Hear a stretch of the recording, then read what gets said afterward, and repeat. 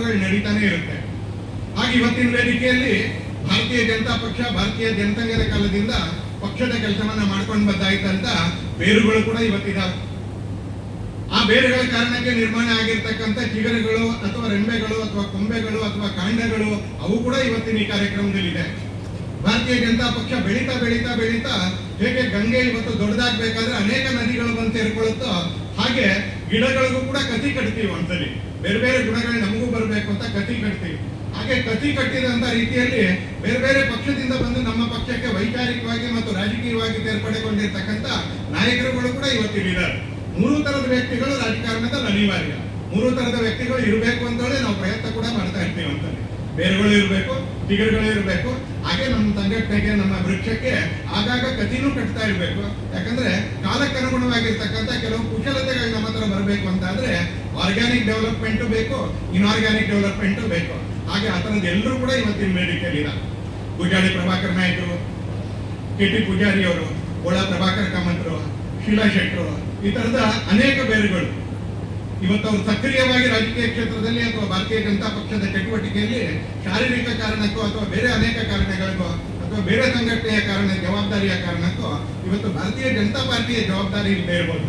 ಆದ್ರೆ ಇವತ್ತಿನ ಈ ಪ್ರವಾಹದ ಗಾತ್ರದಲ್ಲಿ, ಇವತ್ತಿನ ಈ ಪಾತ್ರದಲ್ಲಿ, ನಮ್ಮ ನೀರಿನ ಹರವಿನ ಪಾತ್ರದಲ್ಲಿ ಆ ತರದ ಅನೇಕರನ್ನ ಇವತ್ತು ನಮ್ಮ ನಡುವೆ ಇಲ್ಲದೆ ಇರತಕ್ಕಂಥ ಅನೇಕರ ನೆನಪಿನಲ್ಲಿ ಇವರಿಗೆ ಸ್ಮರಣೆ ಮಾಡಲಿಲ್ಲ ಅಂದ್ರೆ ಇವರಿಗೆ ಕೃತಜ್ಞತೆ ಅರ್ಪಿಸಲಿಲ್ಲ ಅಂತ ಕೇಳಿದ್ರೆ ಅದು ನಮ್ಮ ಸಂಘಟನೆಯ ಗುಣಕ್ಕೆ ಶೋಭೆ ತರ್ತಕ್ಕಂಥದ್ದಲ್ಲ. ಹಾಗೆ ಅನೇಕ ಬೇರೆಗಳು ಕೂಡ ಇವತ್ತು ಇಲ್ಲಿದ್ದಾವೆ.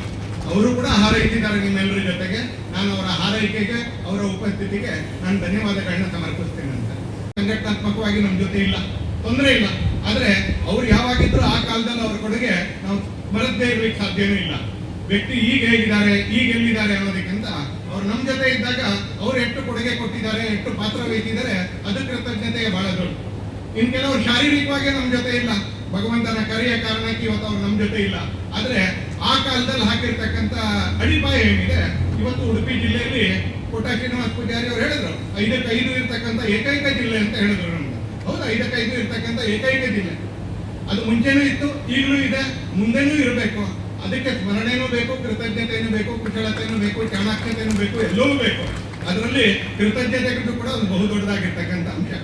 ಭಾರತೀಯ ಜನತಾ ಪಾರ್ಟಿ ಆರಂಭ ಆದ ನಂತರ ಒಂದೆರಡು ತಪ್ಪಾಗ್ಬೋದು, ತಪ್ಪಾಗಿದ್ರೆ ಆಮೇಲೆ ನನ್ನ ಭಾಷಣದ ನಂತರ ನಾನು ಪೂಜಾರಿ ಪ್ರಭಾಕರ್ ನಾಯ್ಕರಿಗೆ ವಿನಂತಿ ಮಾಡ್ತೀನಿ, ನಾ ಹೇಳಿರೋ ಮಾಹಿತಿಯಲ್ಲಿ ಏನಾದರೂ ಇನ್ಫಾರ್ಮೇಶನ್ ತಪ್ಪಿದ್ರೆ ಅವ್ರು ಅದನ್ನು ಸರಿ ಮಾಡ್ತಾರೆ. ಹಾಗೆ ಹೇಳೋದ್ರಿಂದ ನನ್ಗೆ ಅನುಕೂಲ ಏನಂದ್ರೆ ಅವ್ರು ನನ್ನ ಭಾಷಣ ಪೂರ್ತಿ ಕೇಳ್ತಾರೆ. ಆ ಅನುಕೂಲತೆ ನನಗಿದೆ.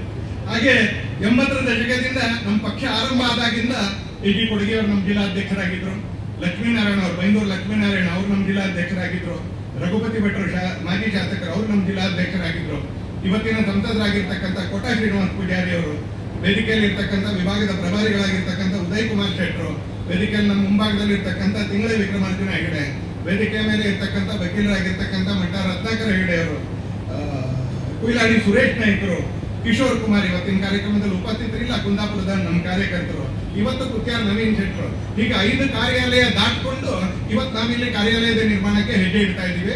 ಇವತ್ತು ನಾವು ಪ್ರಾರಂಭ ಮಾಡ್ತಾ ಇದ್ದೀವಿ. ಹಾಗೆ 9 ಜಿಲ್ಲಾಧ್ಯಕ್ಷರು ಅಂತ 10ನೇ ಜಿಲ್ಲಾಧ್ಯಕ್ಷರ ಕಾಲದಲ್ಲಿ ನಾವು ನಿಧಾನಕ್ಕೆ ಬೆಳೀತಾ ಇದ್ದೀವಿ. ಇದು ಅತ್ಯಂತ ಸಹಜ ಕೂಡ. ಇವತ್ತು ಬಿಜೆಪಿ ಆರಂಭ ಆಯ್ತು, ಇವತ್ತೇ ಬಿಲ್ಡಿಂಗ್ ಕಟ್ತೀವಿ ಅನ್ನೋಷ್ಟು ಇನ್ಆರ್ಗ್ಯಾನಿಕ್ ಅಲ್ಲ. ನಮ್ದು ಪಕ್ಷ ಬೆಳಿಬೇಕು, ಪಕ್ಷದ ಕಾರ್ಯಕರ್ತರು ಬೆಳಿಬೇಕು, ರಾಜಕೀಯವಾಗಿ ಸಾಮಾಜಿಕವಾಗಿ ಪ್ರತಿಷ್ಠೆ ಬೆಳಿಬೇಕು, ರಾಜಕೀಯವಾಗಿ ಗೆಲುವು ಸಿಗಬೇಕು, ನಿಧಾನಕ್ಕೊಂದು ಕಾರ್ಯಾಲಯ ಕೂಡ ಆಗಬೇಕು. ಇನ್ನೇನು ಮಾಡೋಕ್ಕಾಗಿಲ್ಲ ಮತ್ತು ಬಿಲ್ಡಿಂಗ್ ಕಟ್ಬಿಡು ಅನ್ನುವಂತ ಆ ತರದ ಭ್ರಮೆ ನಮ್ದೇನಿಲ್ಲ. ಕಾರ್ಯಾಲಯ ಬೇಕೇ ಬೇಕು. ಆದ್ರೆ ಕಾರ್ಯಾಲಯ ಕೂಡ ಅದು ಯಾವುದೋ ಒಂದು ಹಂತದಲ್ಲಿ ಬೇಕು. ಏನೂ ಇಲ್ಲದೆ ಇರ್ಬೇಕಾದ್ರೆ ಕಾರ್ಯಾಲಯ ಬೇಕು ಅಂತ ಏನಿಲ್ಲ.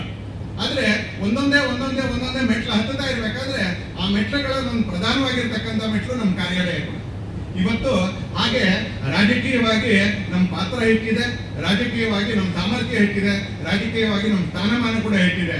ಇವತ್ತು ಕಟ್ಟಕಡೆಯ ಮತಗಟ್ಟೆಯವರೆಗೆ ಭಾರತೀಯ ಜನತಾ ಪಾರ್ಟಿಗೆ ತಿಂಗಳಲ್ಲಿ ಕೆಲವು ದಿನ ಕೆಲಸ ಮಾಡ್ತಾರೆ ಅಂತಕ್ಕಂಥ ಕಾರ್ಯಕರ್ತರು ಇವತ್ತು ಕಟ್ಟಕಡೆಯ ಮತಗಟ್ಟೆವರೆಗೆ ಚುನಾವಣೆ ನಿರ್ವಹಣೆ ಆಗುವ ಕಾರಣಕ್ಕೆ ಹೆಚ್ಚಿರ್ತಕ್ಕಂಥ ಬಲದ ಜೊತೆಗೆ, ಹೆಚ್ಚಿರ್ತಕ್ಕಂಥ ಲೀಡಿಂಗ್ ಜೊತೆಗೆ ನಾವು ಮುಂದಿನ ಚುನಾವಣೆಗಳನ್ನು ಗೆಲ್ಲಬೇಕು ಅಂತಕ್ಕಂಥ ಸಂಕಲ್ಪದ ಜೊತೆಗೆ ನಾವು ಇವತ್ತು ಕಟ್ಟಡ ನಿರ್ಮಾಣಕ್ಕೆ ನಾವು ಹೆಜ್ಜೆ ಇಡ್ತಾ ಇದ್ದೀವಿ ಅಂತ.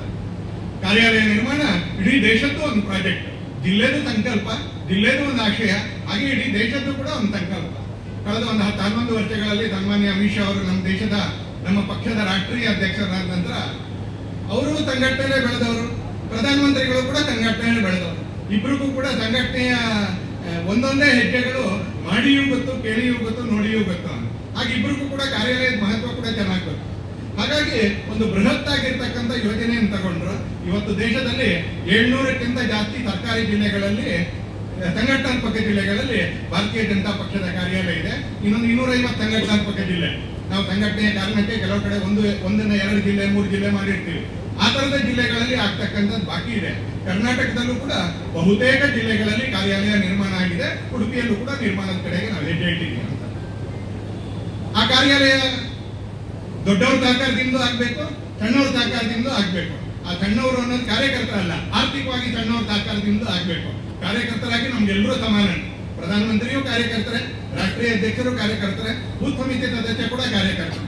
ಆದ್ರೆ ಅವರವರ ಆರ್ಥಿಕ ತಾಕತ್ತಿನ ರೀತಿಯಲ್ಲಿ, ಅವರವರ ಆರ್ಥಿಕ ಸಾಮರ್ಥ್ಯದ ರೀತಿಯಲ್ಲಿ ಅವರು, ನಾವು ಹೇಳ್ತಾ ಇರ್ತೀವಿ ಅಂತ, ನಮ್ಮ ಸಂಘಟನೆಯಲ್ಲಿ ಬೆಳಿಬೇಕು ಅಂತ ಹೇಳಿದ್ರೆ ಭಿಕ್ಷೆ ಬೇಡಕ್ಕೆ ಚೆನ್ನಾಗಿ ಬರಬೇಕು ಅಂತ ಹಾಸ್ಯ ಕೇಳ್ತಾರಂತೆ. ಯಾರು ಜಾಸ್ತಿ ಭಿಕ್ಷೆ ಬೇಡ್ತಾರೋ ಅವರೇ ನಮ್ಮಲ್ಲಿ ಬಹಳ ದೊಡ್ಡವರು. ಯಾರು ಹೆಚ್ಚು ಕಲೆಕ್ಷನ್ ಮಾಡ್ತಾರೋ ಅವರೇ ಜವಾಬ್ದಾರಿಯನ್ನು ಕೂಡ. ಮತ್ತು ಆ ಕಲೆಕ್ಷನ್ ಮಾಡಕ್ಕೆ, ಸಂಗ್ರಹ ಮಾಡಕ್ಕೆ ಸಂಕೋಚದಿಂದ ಹೋಗ್ಬಾರ್ದು. ಯಾಕಂದ್ರೆ ನಮಗ್ ಸಾಲ ಕೇಳಲ್ಲ. ನಮಗ್ ಸಾಲ ಕೇಳಬೇಕಾದ್ರೆ ಬಹಳ ಸಂಕೋಚದಿಂದ ಕೇಳಬೇಕು. ಆದ್ರೆ ಸಂಘಟನೆ ಡೊನೇಷನ್ ಕೇಳಬೇಕಾದ್ರೆ ನಿಸ್ಸಂಕೋಚವಾಗಿ ಕೇಳಬೇಕು.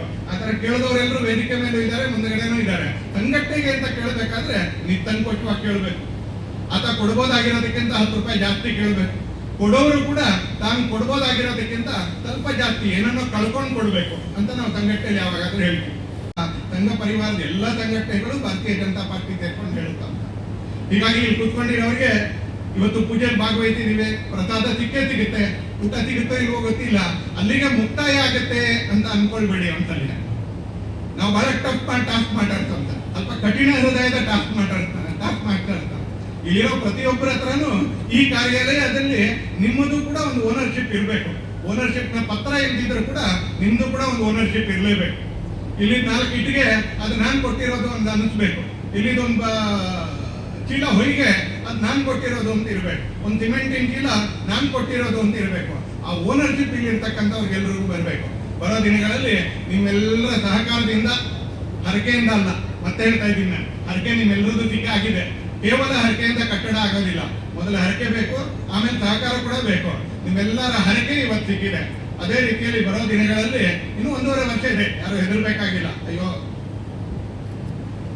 ದೀಪಾವಳಿ ಅಂತ ಚಿನ್ನ ತಗೊಂಡ್ಬಿಟ್ಟೆ ಇನ್ನೇಳು ಕೊಡೋದು ಅಂತ ತಲೆ ಕೆಡಿಸ್ಕೊಳಕ್ ಹೋಗ್ಬೇಡಿ. ಮುಂದಿನ ದೀಪಾವಳಿವರೆಗೂ ಈ ಕಟ್ಟಡ ಕೊಡಕ್ಕೆ ಸಾಧ್ಯತೆ ಇದೆ ಅಂತೇಳಿ ನಮ್ಮ ಹತ್ರ 1.5 ವರ್ಷಗಳಷ್ಟು ಕಾಲ ಇದೆ. ಈ 1.5 ವರ್ಷಗಳಷ್ಟು ಕಾಲದಲ್ಲಿ ನಮ್ಮ ಎಲ್ಲ ಘಟಕಗಳು ಮತ್ತು ನಮ್ಮ ಎಲ್ಲ ಕಾರ್ಯಕರ್ತರು, ಕಡೇ ಬೂತ್ ಸಮಿತಿಯ ಕಾರ್ಯಕರ್ತ, ನಾನು ಆರಂಭದಲ್ಲೇ ಇನ್ವರ್ಟೆಡ್ ಕಾಮರ್ಸ್ ನಲ್ಲಿ ಒಂದು ಶಬ್ದ ಹೇಳಿದೆ, ಶಕ್ತಿ ಮೀರಿ ಈ ಕಟ್ಟಡಕ್ಕೆ ಸಹಕಾರ ಕೊಡ್ಲಿಕ್ಕೆ ಬೇಕಾಗಿರ್ತಕ್ಕಂಥ ಪ್ರೇರಣೆಯನ್ನ ವೇದಿಕೆ ಮೇಲೆ ಅವರು ಕೊಡಬೇಕು. ಕೆಳಗಿರೋರ ಪ್ರೇರಣೆಯನ್ನು ತಗೊಳ್ಬೇಕು. ಮತ್ತು ಆ ಪ್ರೇರಣೆಯನ್ನ ಕಡೇ ಬೂತ್ ಸಮಿತಿ ಕಾರ್ಯಕರ್ತನಿಗೆ ಮತ್ತು ಬೂತ್ ಸಮಿತಿಯವರಿಗೆ ಯಾರಿಗೂ ಒತ್ತಡ ಇಲ್ಲದೆ ಇರ್ತಕ್ಕಂಥ ರೀತಿಯಲ್ಲಿ, ನಾನೇನು ಶಕ್ತಿ ಮೀರಿ ಅಂತ ಹೇಳಿದ್ರೆ ಇದು ಸಂಕಲ್ಪ ಇದೆ.